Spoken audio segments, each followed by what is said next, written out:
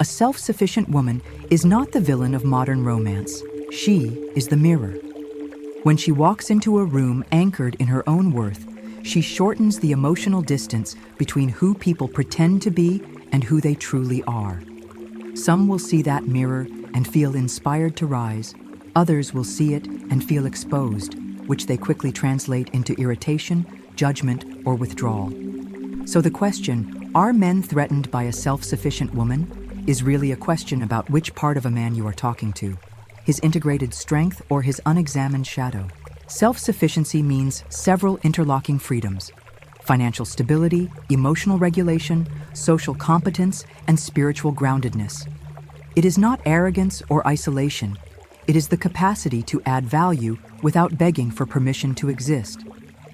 In Jungian terms, it is a woman whose identity is not hostage to the projections of others, because she has begun the work of integrating her shadow and owning her power. Such a presence reorders the room, not by force, but by the quiet gravity of a life aligned with purpose. Every human psyche carries both the hunger to grow and the fear that growth will expose inadequacy. When an emotionally underdeveloped man meets a self-sufficient woman, his psyche often splits. Admiration pulls him forward. Insecurity yanks him back. If he has cultivated self-respect, he moves toward partnership. If he has cultivated performance, he tries to control optics. The outcome you witness, support, or sabotage flows from that inner split. Threat is a perception, not a property of the woman herself. A calm boundary can feel like rejection to a man whose sense of worth relies on being needed more than being respected. Your competence may feel like competition to someone whose identity is built on being the primary source of solutions. What he names as too independent is often code for, I do not know how to be valuable to a woman who is not dependent on me. There are 4 common ways threat shows up: minimization, comparison, control, and withdrawal. Minimization sounds like, it's not that deep, or you're overthinking it, whenever you articulate your goals. Comparison breeds comments like, well, Sarah doesn't need all that, designed to shrink your horizon to a size he can manage. Control shows up as rules masquerading as standards. Withdrawal retreats into silence to make you chase approval. The opposite response, respect, looks quite different in word and energy. Respect is curious, not corrective. It asks, how can I support? Instead of declaring, here's how you should be. Respect notices your pace and matches effort rather than resenting your momentum. Where threat punishes excellence, respect celebrates it because it knows partnership compounds. It doesn't compete.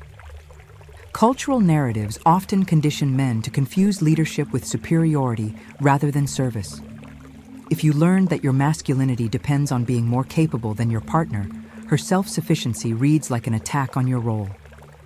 But if you learn that leadership is the art of creating conditions where both can thrive, her self-sufficiency feels like relief, not rivalry.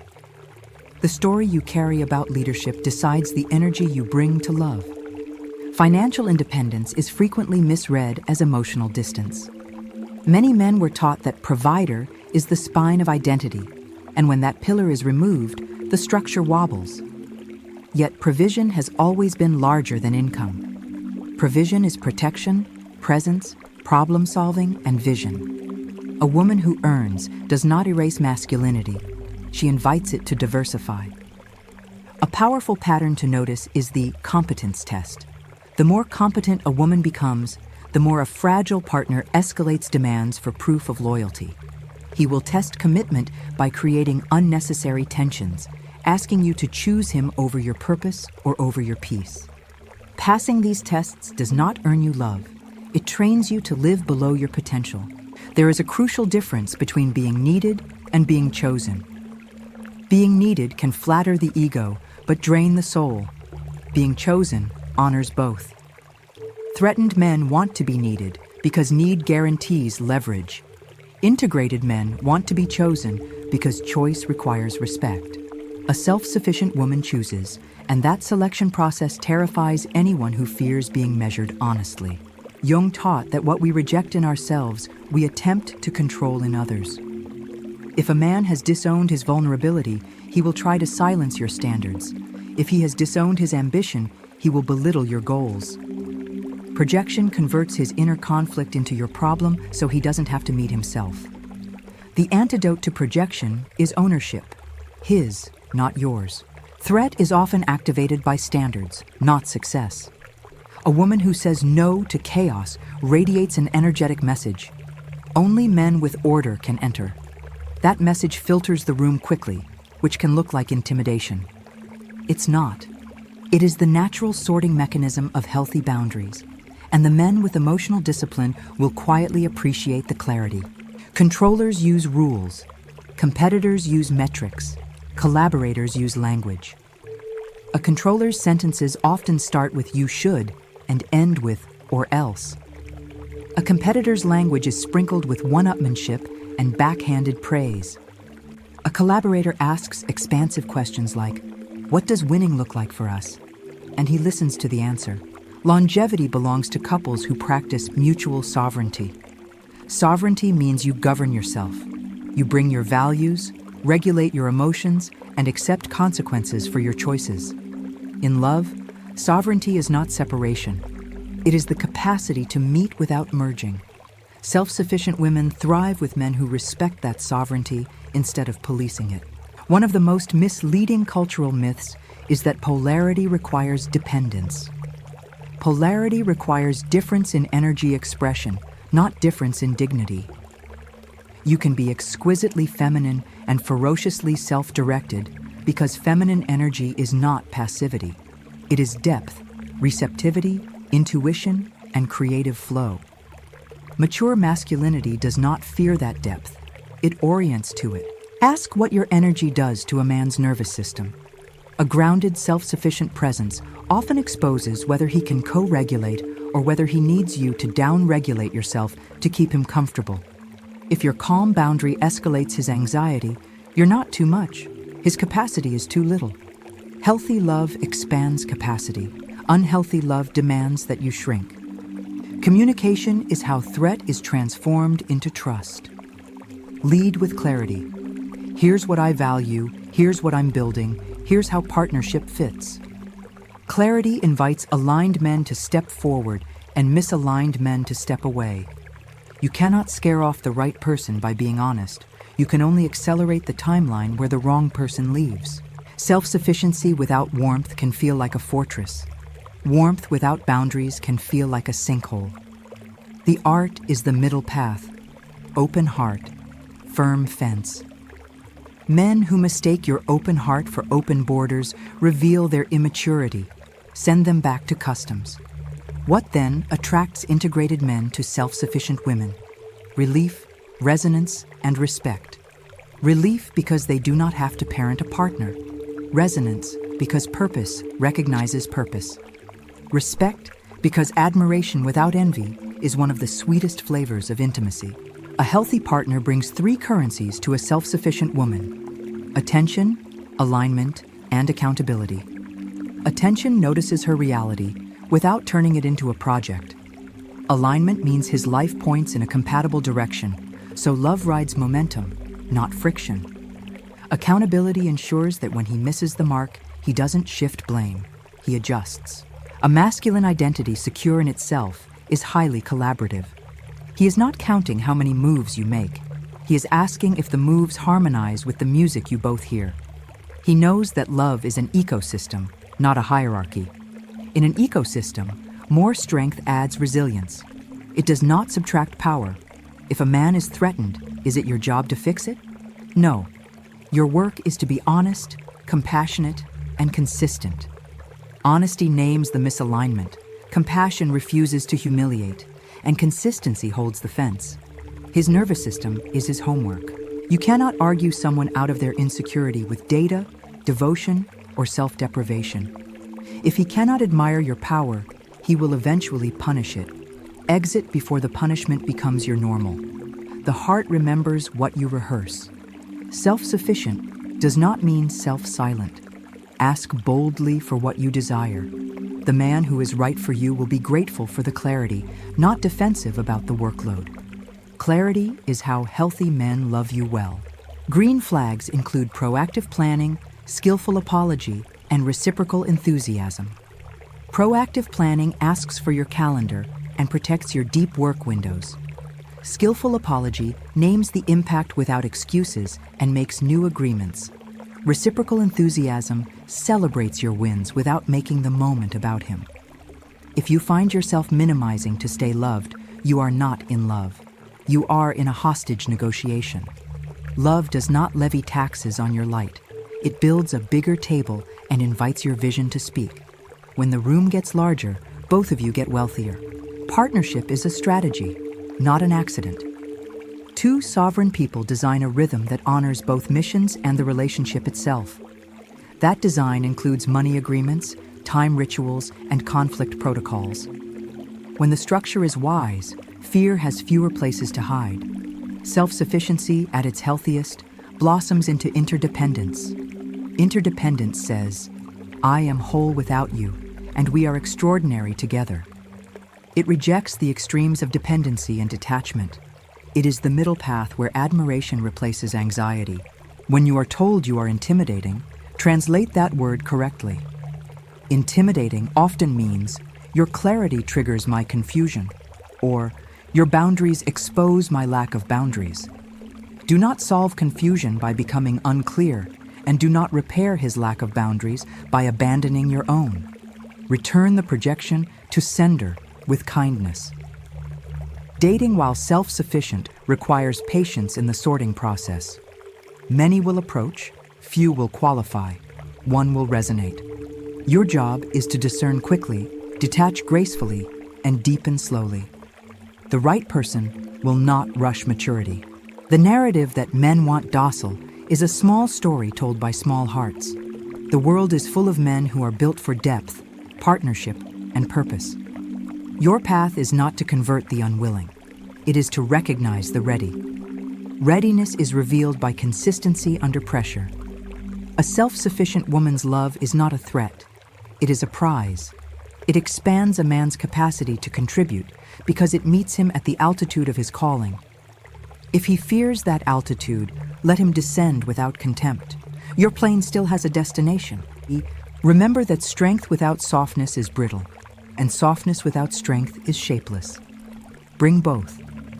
The man who can meet both has done his work. He recognizes that your light is not a spotlight on his flaws, but sunlight on his potential. Some women fear that revealing need will collapse the myth of independence. True independence can confess need without panic because need is not weakness, it is specificity. Say, "I need consistency, intellectual engagement, and a man who protects sacred time." That sentence does not shrink you. It sharpens your standards. Threat dissolves in the presence of mission. A man anchored in mission measures himself against yesterday, not against you. He wants alignment, not submission. He knows that two missions can share a map. When the world tells you to tone it down, ask who profits from your smallness. It is rarely love. Authentic love profits from your fullness because fullness fertilizes the shared future. Smallness only feeds those who fear their own hunger. The most transformative question a man can ask is, "How can I make your strength more effective?" That question humbles the ego and activates creativity. It turns love into a lab where both of you iterate solutions. In labs, threat is data. In egos, threat is danger. Every time you choose self-respect over self-erasure, you teach the room how to treat you. Some will leave because they came to consume. Let them. Others will stay because they came to contribute. Build with them. The room you keep becomes the life you live. Do not negotiate identity. Negotiate logistics. Identity is who you are. Logistics is how you two fit. Men threatened by who you are will disguise identity critiques as logistical concerns. Listen beneath the words and respond at the right layer.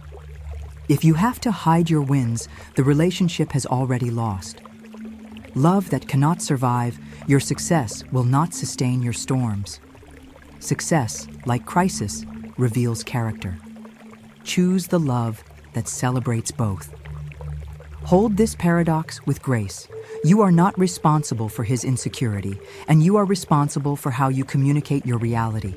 Speak with dignity, never contempt. The right man hears your tone as an invitation, not an indictment. Contempt corrodes connection faster than conflict ever could. When you meet a collaborator, you will feel safety where you once felt scrutiny. Safety is quiet. It does not hover. It holds. It does not interrogate. It inquires. Ultimately, the question, are men threatened by a self-sufficient woman, collapses into this. Immature men are threatened. Mature men are thrilled. Immaturity wants to be worshipped. Maturity wants to be worthy. Immaturity hoards power. Maturity shares it. Your job is not to tutor immaturity. It is to attract maturity. Keep building your body of work. Keep healing your nervous system. Keep honoring your intuition. The partner you want is orbiting the same sun. Purpose. Finally, remember that love is not supposed to interrupt your calling. It is supposed to amplify it. If a relationship keeps you small, it is not love. It is fear with flowers. If a relationship multiplies your courage, nourishes your peace, and protects your time, hold it with both hands. That is the companion strength was always meant to meet. If you are in doubt, measure a man by these 3 signals: how he responds to your no, how he celebrates your yes, and how he behaves in your maybe. Respect receives your no without revenge. Admiration loves your yes without keeping score. Character stays patient in your maybe without pressuring the outcome. You are not intimidating. You are accurate. Accurate power clarifies the room. The right hearts will calibrate. The wrong hearts will complain. Believe the calibration, not the complaints. If you want to practice one sentence that protects your future, use this: I will not abandon myself to keep us. Say it to yourself when you are tempted to negotiate your brilliance. Say it to him when the pressure mounts. Let it be the boundary that selects your partner for you. Men, if you feel the twinge of threat, translate it as a summons. It is your next level calling you through the doorway of her standards. Step through it, and you will not lose power. You will gain presence. The woman beside you will not shrink you. She will sharpen you. When 2 sovereign people choose each other, the relationship becomes a fortress, not a prison. A fortress keeps danger out and possibility in. It is built from mutual standards, not mutual fear. That is the architecture of modern love at its best. And if you ever forget, return to this simple test. Does loving her make you more of who you said you wanted to be? If yes, walk forward. If no, release with respect. Self-sufficiency will never be the enemy of love. Self-betrayal will. So, are men threatened by a self-sufficient woman? The men who confuse control with connection are. The men who understand that love is collaboration are not. Choose accordingly, and let your life be the answer.